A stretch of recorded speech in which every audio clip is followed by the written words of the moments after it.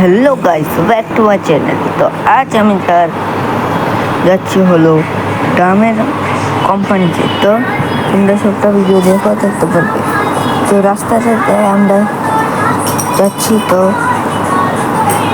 দেখতে পাচ্ছ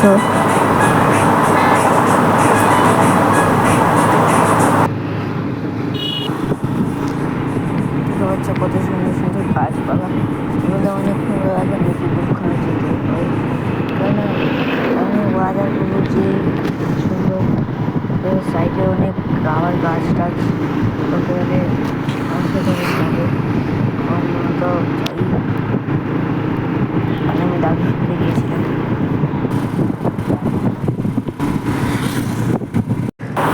কোম্পানিতে এসে পড়েছি আমি।